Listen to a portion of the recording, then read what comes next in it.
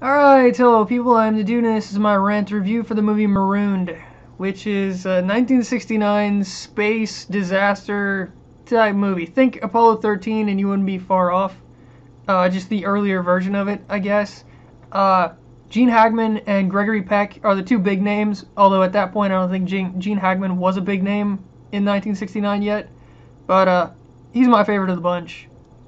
Anyone who watches older movies will think Gregory Peck is, the bestest ever, but he's very dry, and I don't know, he never really appealed to me. Although on the plus side, he seems to be the most down-to-earth, grounded type actor from the old guard, the old films, whatever you want to call it. The school of overacting so much it's painful, which isn't a bad thing in and of itself. It's very entertaining in its own way, but I say all that because Gene Hackman is my favorite actor in the movie, but you don't spend much time with him. You spend all of your time with Gregory Peck, which is really odd because he's not even on the spaceship. The general plot is they send astronauts up to space to this space lab. It's basically a space station, mini space station. They're staying up there to see how long people can last in space, to gather numbers, to crunch numbers on can we survive in space, basically. And obviously, there's a disaster. Things go wrong. When they decide to leave the lab and come back home, their engines won't fire. So obviously they're stuck. That's why it's called Marooned. And it's all up to Gregory Peck and the people on Earth to figure out how to save them. At first, they don't even think they can. And then they scrap together kind of a plan, and that fails multiple times, of course. That's where the suspense comes in. And they have to keep improvising and trying to find ways to get a craft up to them, to save them, to bring them back before they run out of oxygen. Like I said, very much like Apollo 13. Except in Apollo 13, they spend much more time with the astronauts. And much more focus is on the astronauts' feelings, or whatever you want to call it, how they're reacting to the situation. You get a little bit of that in this movie, in Marooned, but it seems like the astronauts take a back seat. Like, someone needs to sit down and see how much time the astronauts actually are in this movie, because it doesn't seem like much. It's just these few interspersed scenes. Everything else is Gregory Peck. Gregory Peck talking to the president, Gregory Peck talking to the other people at NASA, Gregory Peck talking to the American public, Gregory Peck and his team trying to make the plan, Gregory Peck. He's everywhere in this movie. Like I said, it's not necessarily a bad thing, it's just unexpected that they spent so little time with the astronauts. The suspenseful points don't come until the last half of this movie. It's a 2-hour movie, and the first half of this movie is very, very long. Not much happens. I mean, even the disaster itself is very anticlimactic because all it is they leave on the little shuttle to come home, and they press the button and nothing happens. And then they're like, well, try this, and that doesn't work, and well, try this, and then after they find out that they're screwed, basically, they're not going anywhere for the foreseeable future. It's a real, buzzkill because there's no excitement, there's no, rage, there's no who to blame, there's nothing's really happening in that moment. It's like everyone doesn't know what's going on or something, like they can't believe it maybe. I don't know, but you don't get a sense of that. It's just, they press the button, it doesn't work, and they're like, oh, okay, well, that's not good, and then they just go do their thing, they go to find, some plan to figure out how to solve the problem. So, yeah, bottom line, I didn't like the first half of this movie. It really dragged a lot. There was no suspense, there was no great moments, there just wasn't much. The last half of this movie is where it gets good. It's where you see the real emotion between the crew on the shuttle and their families, and what happens to one of the crewmen, and the excitement over success or failure at the end when everything is either going to plan or not. Trying not to spoil anything yet, but it picks up. Bottom line, it picks up a lot in the last hour. You have to forgive it for the first hour if you're gonna watch this movie. It's more of a, not a documentary, but docudrama, whatever you want to call it. It seems more like a made-for-TV movie with a bigger budget than it should have, because it's very History Channel. You know, it's very matter of fact and by the numbers. There's very little theatrics here. You know, it's not like a blockbuster at all, and it's hard to explain, especially in that first hour.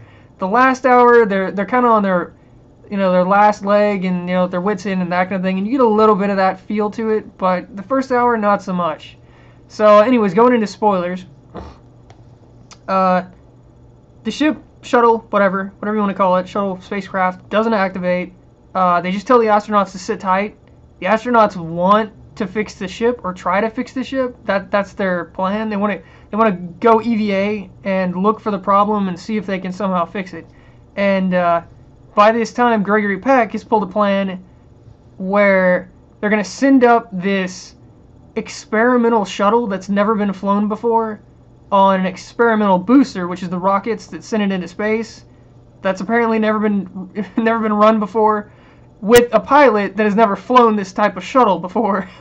So basically everything in this plan sounds terrible, but they don't have a choice, because this is the only thing that they can get to NASA fast enough, you know, built, ready to fly fast enough to go save them, because they're running out of oxygen. The crux of the plot is their shuttle's not working and they only have 42 hours of oxygen, and the people on the ground, if they're going to do something to save them, they have to do it in 42 hours. So this is the best plan that they can come up with, is this untested shuttle, untested booster with an untested pilot, and a really small launch window.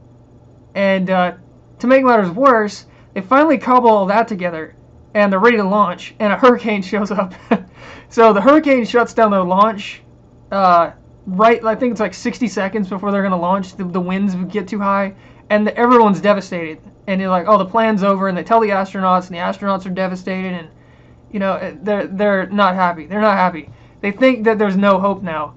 And then some random guy out of nowhere shows up with like a map, and he's like, look at the numbers, and you know, and then he like points to the center of the hurricane. And the center of the hurricane, apparently there's no winds, because it's the eye of the hurricane. So the idea at this point is to wait for the center, the eye of the hurricane, to pass over the launch pad, and then launch the ship through the center of the hurricane. I shit you not. Really cool idea. I don't know why no one else has thought of this. I mean, imagine how ridiculous that is. So they throw all caution to the wind and launch literally through the eye of the hurricane to take their one window before the astronauts run out of oxygen to go save them. And it's a really cool moment. They launch, it all goes successful, he gets into space, and at this point, the drama switches from, are they going to be able to launch, to the oxygen. You know, the oxygen is literally running out. They don't have enough to last long enough for the shuttle, the other shuttle, the one that just launched, to catch up to them. So at this point, Gregory Peck, no emotion, just like deadpan, he says, well, what if there's only two astronauts? You know, he's talking to the guy who's running the numbers, and there's three astronauts. There's Gene Hackman, Krina, I think that's his name, and then some other guy. I don't know what his name is. Sorry, whatever your name is. There's three astronauts, and this guy's running the numbers, and he's like, there's not enough oxygen. There's just not enough oxygen. And Gregory Peck's like, well, what if there was just two of them? And he's like, he just doesn't understand. It's like he fundamentally cannot fathom that there would only be two of them, you know? He can't, his brain cannot process that. And it finally, you know, like, light bulb pops on, and he's like, oh, you mean one of them has to kill themselves. And they never actually say that in the movie, because it's, you know, for one, it's about patriotism, and for two, it's from '69. So they're not just going to say, you know, suicide. That's what it is. One of them has to commit suicide. But he's like, yeah, I think two of them can make it. So Gregory Peck calls up the astronauts, and in the most roundabout way possible, he's like, you don't have enough oxygen, and you know, what are we gonna do about it? Or something like that. He phrases it something like that. He's like, what could we possibly do about this? And he's like, well, we're using as little oxygen as possible, and we can't turn it down anymore, and you know, and all this stuff. And he's like, no, you know, there has to be a solution. What can we do about this? And he's trying to get them to figure it out for themselves, right? He doesn't want to say that one of you has to step out of the ship and not come back. He's trying to get them to figure it out. He wants them to make the decision, I guess, to kill themselves, basically. And the captain, Krina, what is his first name? I can't remember, but he's the head astronaut. I don't know what the hell they're called, honestly. The pilot. He's the pilot. So he's talking to Gregory Peck. Gregory Peck's like, no, well, what can we do about this? And then Lightbulb again. Pruitt figures this out. He's like, Gregory Peck says, "Are we on the same page?" And Pruitt says yes. And it's very vague, but no one wants to say it. So they start talking about it. The astronauts start talking about it, and they finally say it out loud. The astronauts, not anyone on Earth or Gregory Peck or any of them. The astronauts, the ones who actually have to deal with the problem, physically deal with the problem. They're the ones that say it out loud. They're like, one of us is gonna have to leave and not come back. And Gene Hackman is the first one to suggest it.